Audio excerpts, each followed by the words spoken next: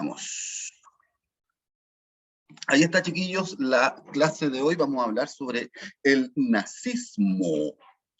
Ya, el nazismo que se produce en Italia a partir de los años 20, es decir, terminada la Primera Guerra Mundial. Acuérdense que la vimos el año pasado, la Primera Guerra Mundial. Les recuerdo que este gran conflicto, sobre todo europeo, que enfrenta a distintos países en Europa durante 4 largos años, la guerra más cruenta hasta ese momento. La Segunda Guerra Mundial después va a ser peor, pero hasta ese momento la guerra más cruenta en la historia de la humanidad por el número de víctimas, por la destrucción de ciudades, por el tipo de armas utilizadas. Es primera vez que la revolución industrial de lleno se mete en una guerra con metralletas, tanques, aviones, submarinos, etcétera, etcétera. Y las armas químicas. Las armas químicas fueron muy utilizadas durante la Primera Guerra Mundial y se usaban incluso contra la población civil, no los soldados, porque en los campos de batalla se tiraban estas armas químicas y el viento las arrastraba hacia las ciudades más próximas. Por lo tanto, la gente ya en esa época tenía que usar la mascarilla, no es como esta, porque tenían que tapar la cara entera, porque irritaba los ojos, todo, pero tenían que usar una máscara. Y ya, pues, acuérdense, el gran derrotado en la Primera Guerra Mundial es el Imperio Alemán. Alemania era un imperio, ya no era una república democrática, no, tenía un emperador, que era el Kaiser, y quiso expandirse, ¿cierto? Quitándole territorio a Francia, se quiso expandir hacia Francia y hacia Rusia, hacia el otro lado, pero terminó siendo derrotado. ¿Se acuerdan el ingreso de Estados Unidos? Después de 3 años de guerra, cambia la balanza y Alemania es derrotada en la Primera Guerra Mundial. Incluso la figura principal que vamos a ver hoy día, que es la de Adolf Hitler, el creador del nazismo, él combatió en la Primera Guerra Mundial. Él era joven, se inscribió en el ejército alemán, estuvo en las trincheras, incluso hay toda una mitología, entre comillas, que dice que él fue herido, bueno, de hecho fue herido en la guerra, pero que esa herida le trajo consecuencias después más adelante, sobre todo en su brazo derecho. Él, como joven combatiente, él había estudiado arte. Imagínense, Hitler había estudiado arte, él quería ser pintor, eh, pero, pero no le funcionó. Él vivía en Austria, de hecho nació en Austria, no era alemán, era austriaco. Él vio entonces que su carrera como pintor no tenía mucho futuro, no le estaba yendo muy bien, ingresa al ejército y en el ejército él se da cuenta cómo el imperio alemán abandonó a sus soldados alemanes. Por lo tanto, él va a estar muy enojado no solamente con el mundo entero, sino que muy enojado con la dirigencia alemana, los que habían dirigido la Primera Guerra Mundial. Y ahí viene entonces, y ahora sí voy avanzando, una vez que termina la guerra, la Primera Guerra Mundial, acuérdense que termina en 1919, Alemania derrotada, por lo tanto se disuelve el imperio alemán y se le quita mucho territorio, se le quita territorio al norte de Alemania para dárselo a Dinamarca, se le quita al este de Alemania para formar Polonia y Checoslovaquia, y Francia, obviamente, que es vencedora, aprovecha y también agarra la tajada de los sectores más ricos de Alemania, del sector oeste, de las provincias de Alsacia y Lorena. Por lo tanto, Alemania, que era el imperio alemán, más chiquitito, y ya no es un imperio, es una república. Le quitan todos los territorios de colonias que tenía en África, por ahí, no, todo se lo quitan a Alemania. Alemania es la gran derrotada.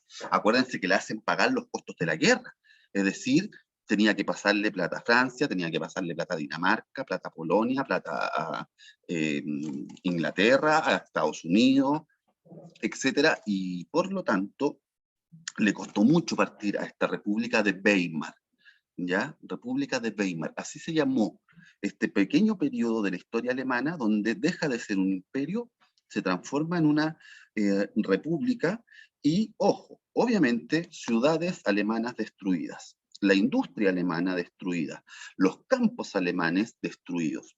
Alemania está en la miseria absoluta. No es esta Alemania industrial, potencia que es en la actualidad, no, es una Alemania muy pequeñita, muy castigada por la guerra, y empiezan a aparecer entonces las pasadas de vuelta o las pasadas de manos, es decir, a alguien tenemos que culpar. Se saca al Kaiser, al emperador alemán, eh, y se forma esta república con elecciones. La república, una de las características que tiene es que los cargos son temporales, que quiere decir que duran un tiempo y que son elegidos por las personas, es decir, también es una democracia. Alemania no tenía conciencia de democracia porque siempre había sido un imperio, eh, por lo tanto tampoco como que confía mucho, y empiezan a surgir, como surgió en Rusia y como surgió en varias partes de Europa, con mucha fuerza las ideas de izquierda, las que conversábamos la otra vez, ¿se acuerdan?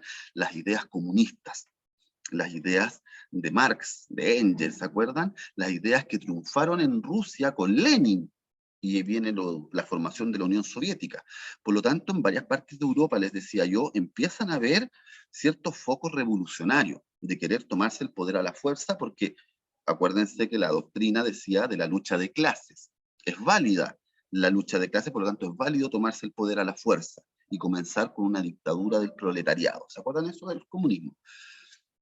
Por lo tanto, la izquierda empieza a tomar fuerza en Alemania. Y ahí empieza el terror entonces de muchas familias y de los empresarios alemanes, de la burguesía alemana, de que fueran a perder el control político y económico de lo poco que quedaba de Alemania.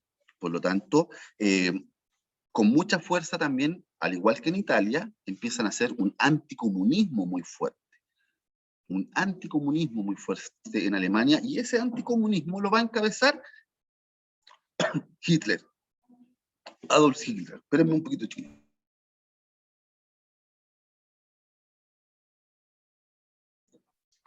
Perdón, me atoré un poquito. Ya.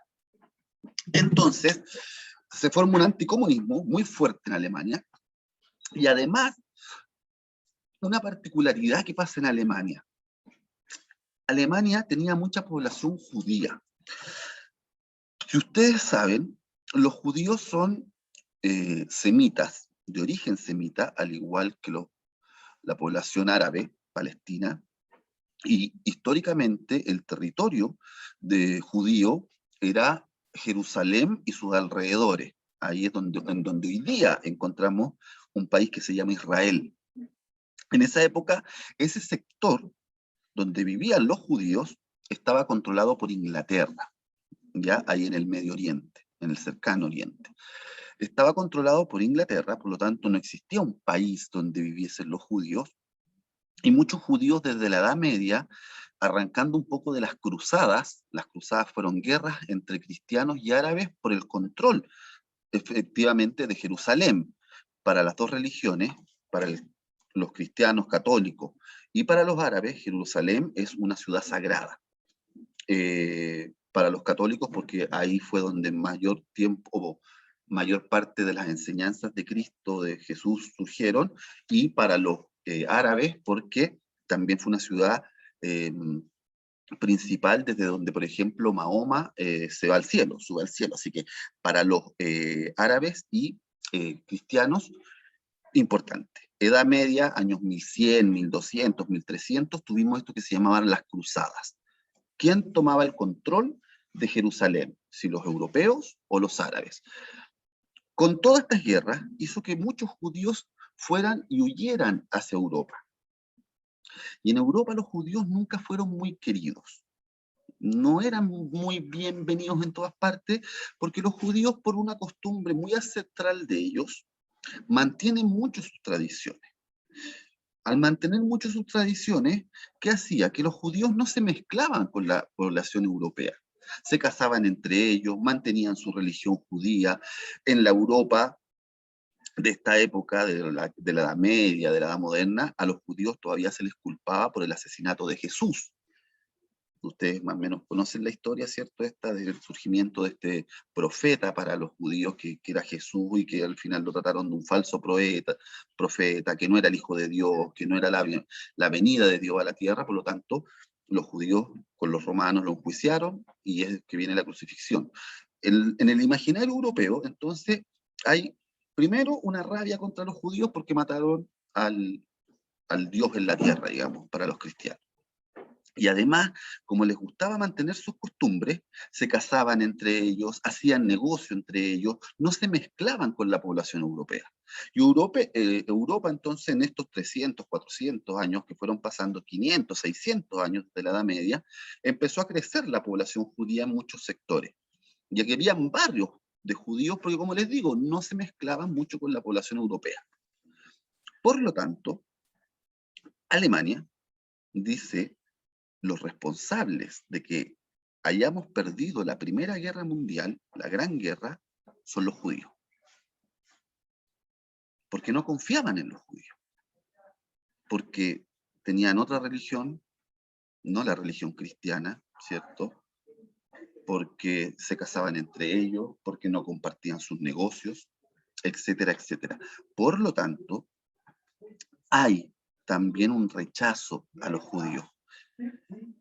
Los judíos además son gente que en general en la parte económica les va bien. Los judíos, como mantienen sus tradiciones, también son muy ordenados. En general se dedican mucho al comercio, a las finanzas, a negocios como los bancos, por ejemplo. Así que son gente que, no su mayoría, pero sí que tienen dentro de la población judía a muchos millonarios, dueños de bancos, de grandes industrias, de grandes empresas, y eso en una Alemania destruida también causaba resquemor. Así que un sentimiento, como yo les decía, antijudío, que venía previamente en Europa, es explotado por este caballero que vamos a hablar ahora, Hitler. Él explota, no es que a él se le haya ocurrido que hay que odiar a los judíos, hay un sentimiento antijudío, pero lo que él hace es culparlos de todo y convencer a la población alemana que hay que acabar con los judíos. Acabar, terminar, imagínense, con un grupo étnico. De eso se va a tratar también un poco el nazismo. ¿Alguna pregunta hasta acá, chiquillos? Acuérdense que si hay preguntas, comentarios, chat, audio, como ustedes quieran, pero vayan consultando si hay algo que no está quedando claro. Bueno, se crea esta república de Weimar. Por un lado, el temor al comunismo, que no vaya a entrar la revolución como lo hizo en Rusia y acabe con toda la burguesía y que le quite las tierras a los empresarios, las fábricas, etcétera. Y también un temor contra los judíos, o una rabia contra los judíos, porque empieza a aparecer con mucha fuerza el discurso antijudío. ¿Ya? Así que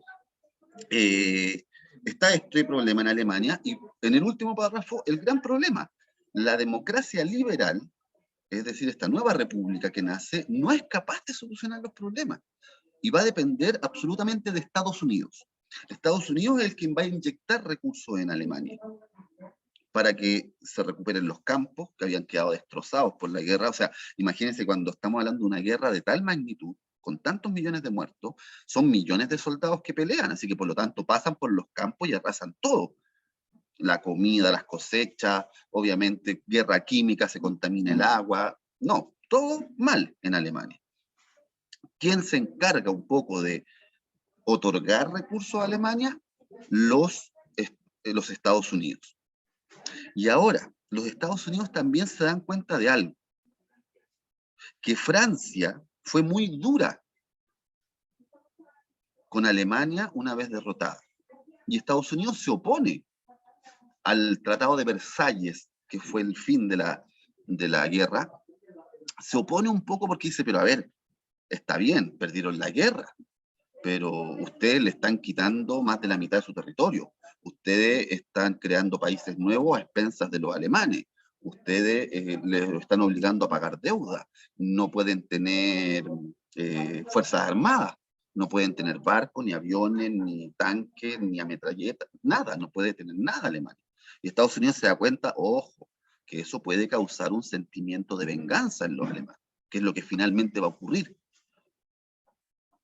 Aquí nace de cajón la pregunta: El nazismo fue horrible, chico, horrible, no hay por dónde tomarlo bien.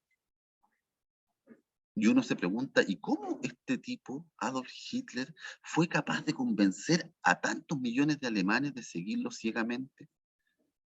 Aquí está, problema económico. Perder la guerra, sentirse humillados por Francia, empezar a echarle la culpa a los judíos, empezar a echarle la culpa a los comunistas.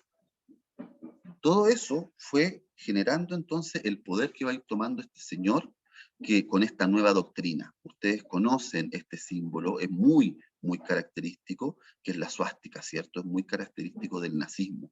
Es una cruz, esto es una cruz, por si acaso, es una cruz de la Edad Media que se utilizaba en algunas regiones de Alemania que se llama suástica. Él la tomó y toma, al igual que Mussolini, la idea del águila imperial. Hitler termina la Primera Guerra Mundial y funda un partido político. Él era un excelente orador, era bueno para el discurso, podía estar horas hablando Hitler, horas, horas. Y era chico, era moreno, no era como el alemán típico, ¿cierto? O el austriaco típico de ojos verdes, azules, de 2 metros de alto, rubio, no. Era bajito, con ojos café, moreno, con su, con su bigote, ¿cierto? Cortito, característico, pero tenía una fuerza para hablar que empezó a cautivar a muchos alemanes. Y teniendo él bien claro, los alemanes odian a los judíos, los alemanes no quieren el comunismo. Por lo tanto, centró toda su doctrina en eso. Y crea el Partido Obrero Alemán. Y el Partido Obrero Alemán, con sede en la ciudad de Múnich, en Alemania, empieza a como lo mismo que hacían los fascistas. ¿Se acuerdan la semana pasada? Los camisas negras en Italia. Esto de ir a las fábricas, ir a las huelgas y apalear a los obreros para desmotivarlos de que hicieran huelga, para desmotivarlos de que viniera una revolución comunista. Así que salían, aquí se llamaban así los camisas pardas. Así les puso Hitler. Hitler admiraba mucho a Mussolini. Mussolini partió antes, partió el año 22 o el año 19, y el 22 llega al poder en Italia.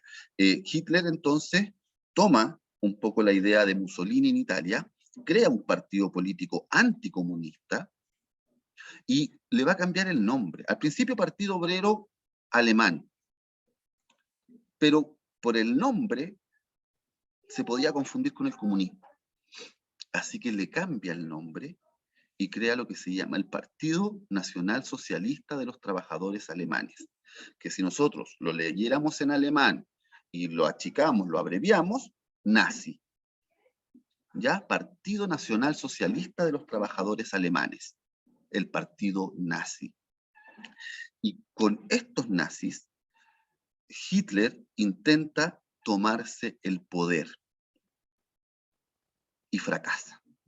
A diferencia de Mussolini, que tiene éxito, Hitler fracasa al intentar tomarse el poder a la fuerza. Hitler encarcelado. Bueno, ahí vamos a hablar más de Hitler, pero importante, crea un partido entonces, el Partido Nacional Socialista, que es el partido nazi, anticomunista, antijudío, que es muy violento, en la ciudad de Múnich, y hace entonces exaltar el sentimiento alemán nacionalista. Es decir, acuérdense lo que es el nacionalismo. Es una locura desbordada, o una postura, pero más que una locura, una postura desbordada por el amor a la patria, por así decirlo. El nacionalismo es causante de casi todas las guerras en el mundo, por lo menos las que hubo durante el siglo XX y XIX. Exacerbar el sentimiento nacional. Yo soy chileno, así que no, aquí no entra ni un peruano, ningún boliviano, vamos a matar a los argentinos. Ese es el nacionalismo. Exacerbar lo que es común entre nosotros, que es el amor a la patria, el sentimiento, y el viernes vamos a ver a Chile seguramente perder con Brasil, pero ahí vamos a estar viendo el partido, y cantamos el himno, ¿cierto? Y queremos nuestra bandera. Eso es un patriotismo que tienen todos los países del mundo. Pero cuando yo veo que el resto del mundo es enemigo mío, Ese es el sentimiento nacionalista. Y eso Hitler lo va a trabajar muy bien. ¿Por qué? Porque se da cuenta que los alemanes están absolutamente enrabiados por haber perdido la guerra. Vamos a ver de a poquito, chiquillos, sobre todo el próximo semestre, que la Segunda Guerra no es más que la continuación de la Primera.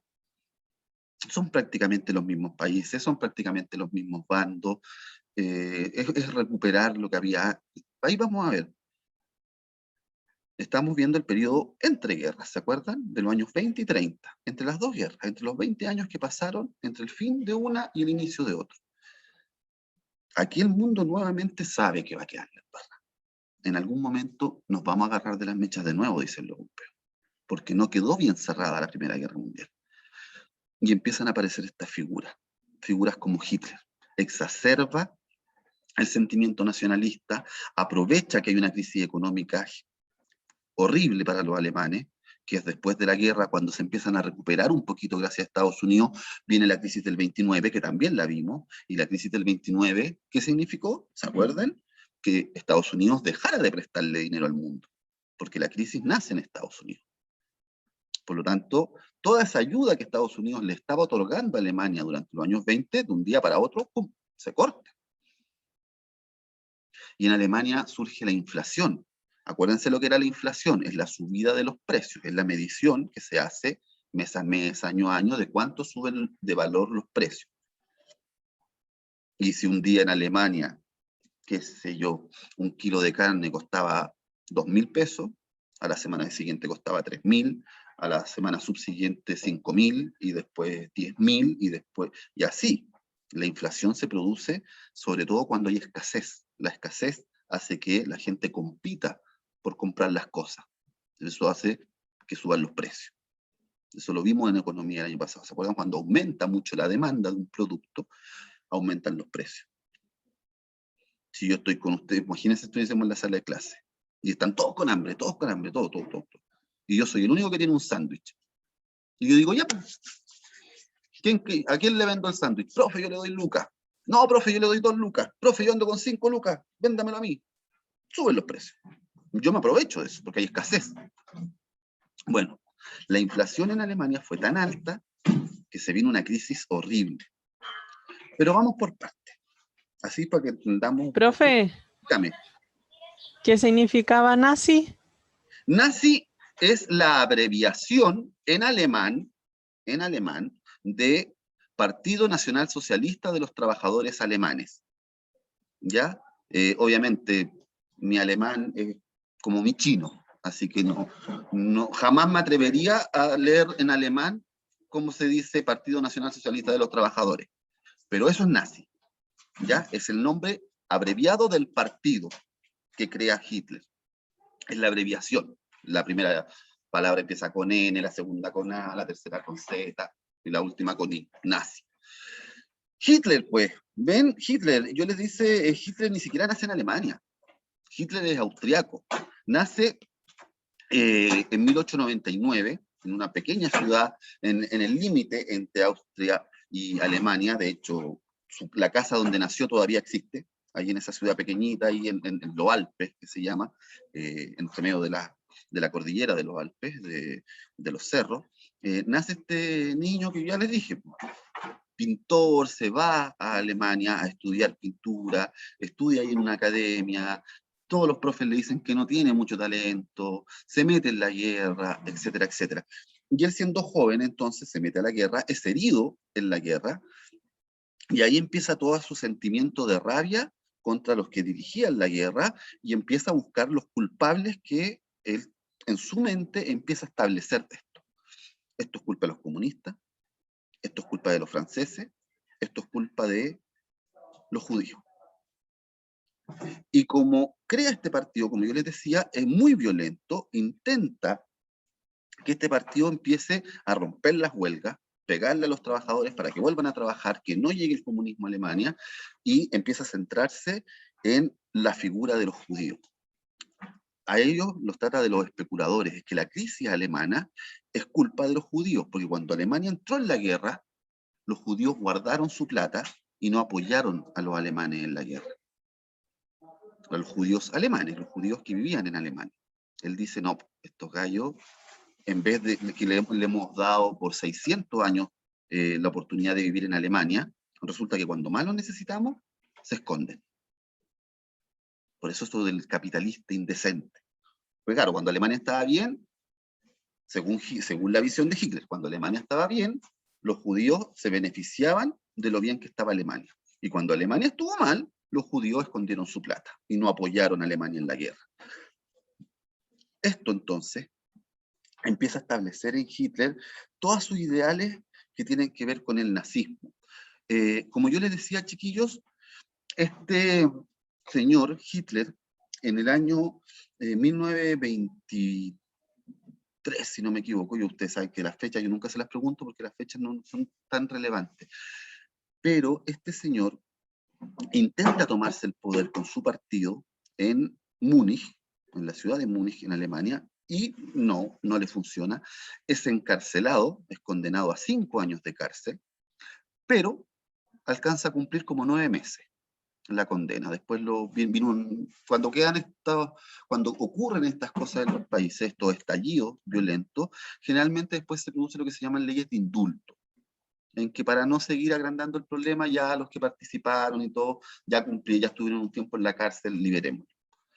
Así que Hitler estuvo unos 9 meses, y dentro de la cárcel escribe su gran obra, su manifiesto, que es un libro muy cortito, un libro que tiene unas 60, 70 páginas, no más que eso, que es el libro Mi lucha, Mein Kampf en alemán, Mein Kampf, Mi lucha.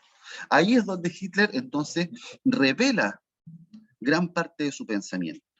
Primero, anticomunista, antisemita, antijudío, anticapitalista, antidemocracia liberal, porque él dice, ninguno de estos 4 ha logrado nunca solucionar los problemas alemanes, al contrario, hunden a Alemania. Y aquí viene la parte terrible de todo esto, que es el tema del racismo.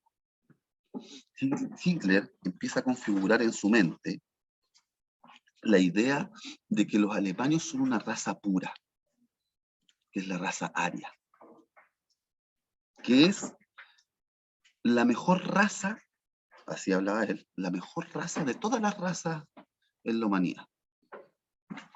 Los chinos eran unos campesinos que habían vivido 5.000 años igual, los latinos eran flojos, cochinos, los ingleses no sé qué, los judíos para qué decir. Y él dice, no, la raza aria. Y él identifica como raza aria a los austriacos, a los alemanes y a harto sector que, como yo les decía, le habían quitado a Alemania. Entre esos Polonia, Checoslovaquia. Y Hitler entonces dice que lo mejor que puede hacer Alemania es purificar su raza. Es decir, mantener esta raza aria. Y por lo tanto, la gran característica que tiene este nazismo es la creencia en una supremacía racial. Él decía, somos la raza pura. La raza aria él la identificaba como que había provenido hace miles de años desde la India, y cuando había migrado hacia el centro de Europa, se había configurado entonces estos pueblos alemanes de los años, de la década de la enseñanza media, perdón, de la enseñanza media, de la Edad Media, y ahí se habían configurado los alemanes y habían logrado sobrevivir a las otras razas, como les decía, los semitas, los latinos, que él veía como razas impuras. Por lo tanto, durante su gobierno, él se va a dedicar a perseguir a estas otras razas. Veamos características de los nazis. ¿Qué era un nazi? Estas personas que pertenecían en principio al Partido Nacional Socialista de los Trabajadores Alemanes. Primero, una fe absolutamente ciega en su líder, que era Hitler. No había cuestionamiento a lo que él dijera. Se hicieron fanáticos de Hitler. Así como se acuerdan que Mussolini adopta el título de duce, que él se decía el duce, el líder, bueno, Hitler toma en alemán el título de, ahí se me fue la palabra, ¿alguien se acuerda? Führer, ahí está, Führer, el líder. Y al Führer, al líder, no se le cuestiona. ¿Esté equivocado o no?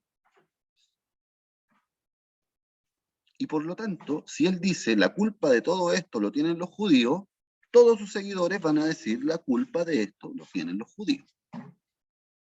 Por lo tanto, hay que empezar a perseguirlos. Y ahí vamos a ver cómo eso más adelante se dio. Le da una gran importancia al Estado. Déjenme arreglarlo acá, chicos, que se me pasa. Porque yo esto se lo he explicado. Estado, dígame. ¿Nazi allá en Alemania tiene el mismo significado que acá en Chile o es diferente? Ya, lo que pasa es que el nazismo, como ideología política, cruzó las fronteras alemanas, ¿ya? Y empezó a darse en otras partes del mundo. Y así como, por ejemplo, en Latinoamérica, el nazismo tomó mucha fuerza en Argentina y Chile. Y de hecho, aquí en Chile existió un partido nacional socialista.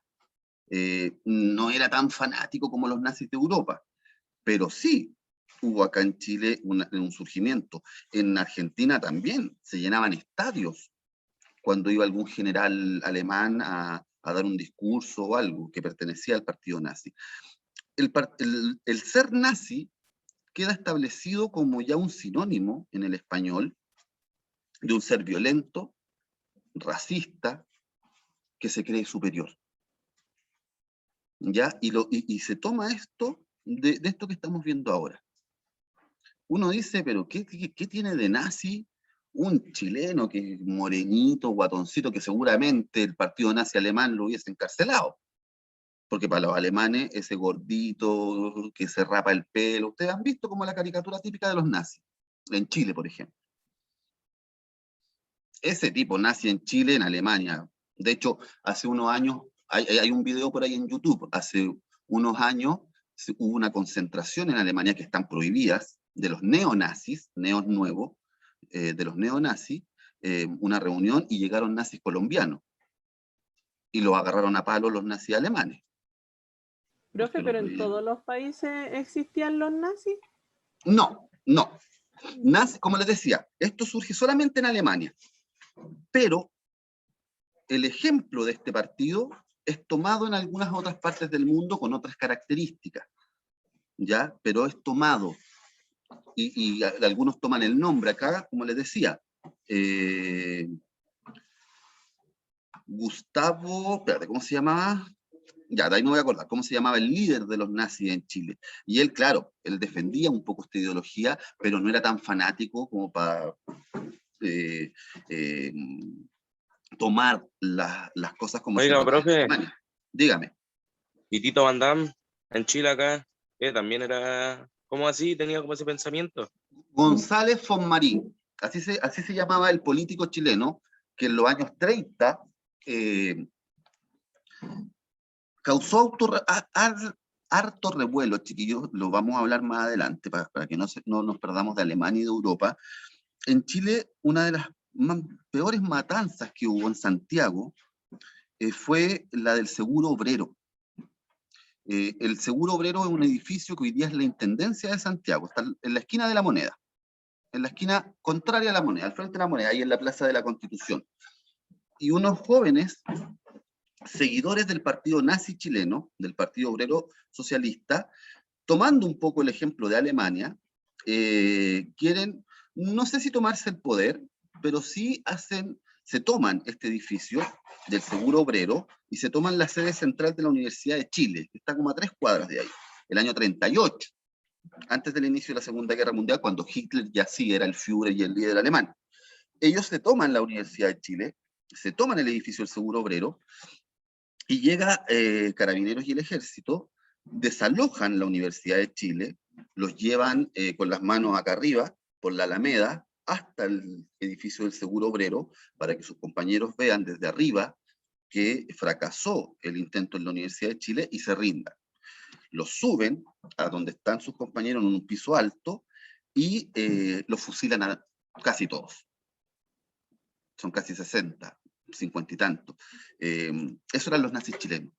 Eran casi puros jóvenes universitarios que seguían. Acuérdense que el nazismo como tal, lo que realmente ocurrió en la Europa nazi, se viene a saber después de la Segunda Guerra Mundial. No es como ahora, no está la información tan presente como es ahora, que es más inmediata, que las redes sociales, que esto. Muchas cosas que ocurrieron en la Alemania nazi se supieron después de la Segunda Guerra Mundial. Por lo tanto, ser seguidor de Hitler en el año 1930 no es tan malo, porque todavía no hacía las barbaridades que hizo después. No sé si se entiende un poco la idea. Por lo tanto, Hitler tenía sus seguidores en el resto del mundo, porque vieron cómo empezó él a hacer crecer nuevamente a Alemania. Y siempre está la idea en muchas partes del mundo, porque eso ha existido siempre, del racismo, de culpar a las minorías por ciertas cosas. Por lo tanto, empezaron a imitarse esta idea. Pero claro, una vez terminada la Segunda Guerra Mundial y cuando se conoce el horror de los campos de concentración, de la extinción o del genocidio masivo contra judíos, homosexuales, gitanos y todos los que fueran distintos a Hitler, claro, ahí uno dice, ya, ahora después, en pleno año 2021, no podéis ser nazista, no podéis ser nazi, o sea, ya estamos entendiendo el respeto entre las personas, la tolerancia, la empatía, los derechos humanos. Pero antes de la guerra, antes de la Segunda Guerra Mundial, era una figura, Hitler, que empieza a ser conocida en todo el mundo. Por lo mismo que yo les decía, esto de esta figura icónica, este orador. ¿Viste? Ahí yo les decía, mira, me había adelantado un poco. Profe, Dígame. pero mire, es que ya yo tengo por entendido que los nazis de acá son como esos que odian, no es que odien, pero no les gusta eso como las personas que son como transgénero. Ya, pero ¿es lo mismo que allá en Alemania? ¿Son esos mismos o no? No, ¿O no son los mismos porque no son los mismos porque el nazismo muere con Hitler. El nazismo muere. En Alemania, de hecho, está prohibido hacer apología al nazismo, es decir, defender el nazismo. En Alemania es un delito decir que Hitler no era tan malo, decir que los judíos mienten, que no mataron a tantos judíos en la Segunda Guerra Mundial, hacer este saludo, por ejemplo, ponerse una suástica.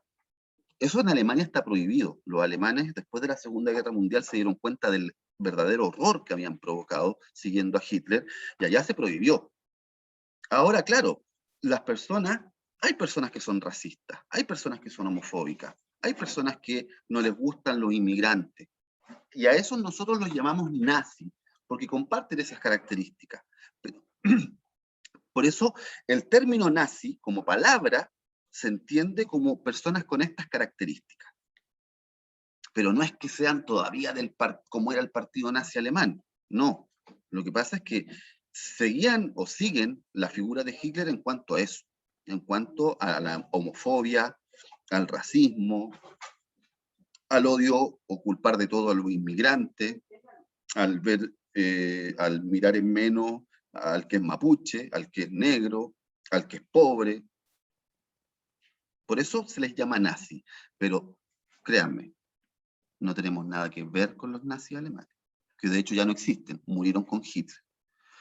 Por lo tanto, para retomar un poco la idea, Hitler, profe, dígame. lo último, es que mire, lo que pasa es que, por ejemplo, los nazis de acá pueden así como odiar a las mujeres.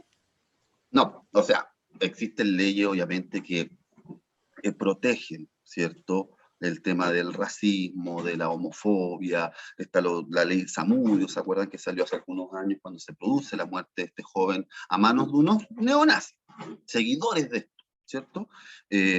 Hace 10 años, este año se cumplen 10 años de la muerte de Zamudio, y sale una ley que ataca con más fuerza los crímenes de odio que se llaman, o los delitos de odio, que son cometidos por la forma de ser de una persona.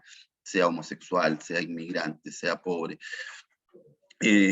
Por eso se castiga con fuerza en Chile, pero en Chile no existen leyes que, por ejemplo, prohíban la admiración hacia Hitler. De hecho, en Chile, en los últimos años no se han hecho, pero hasta hace pocos años, digo 20 años atrás, se hacían congresos nazis y venían de distintas partes del mundo y se juntaban y hacían el saludo del brazo extendido, ¿cierto? Característicos del nazismo. Se ponían estas suásticas, banderas con suásticas, pero es porque odian a lo distinto. Eso es lo que aprendieron en el fondo de Hitler. Más que la parte política de Hitler, es la parte de la ideología, que era frente a esto. El odio hacia el otro, el odio hacia el distinto, el odio hacia el comunista, el odio hacia el judío, el odio hacia el homosexual, hacia la lesbiana, etcétera, etcétera, etcétera. Hitler, acuérdese entonces, fracasa en su intento, es indultado, como yo les decía acá, ¿cierto? Está unos meses nomás en prisión, escribe su libro, Mein Kampf, Mi lucha, y empieza a crecer en Alemania. No lo suficiente como para llegar al poder, pero empieza a crecer. Al menos ya durante la década del 20, Hitler logra convencer a 1/3 de la población. En las primeras elecciones que participan, el partido nazi, sacan, qué sé yo, el 8%. A la elección siguiente, el 10%. A la siguiente, el 15%. Ya, a fines de los años 20, principios de los 30, Hitler alcanza la mayoría, en el año 33. En el año 29, si no me equivoco, se hizo, ahí saca 1/3. Entra al gobierno Hitler, pero entra como el segundo. Pero ya el año 33 logra hacerse el jefe alemán, el presidente, entre comillas, el primer ministro, el líder político de Alemania. Y ahí es donde él entonces, con mucha fuerza, empieza a desarrollar lo que tenía acá. Ahí ya tiene el poder. ¿El poder para qué?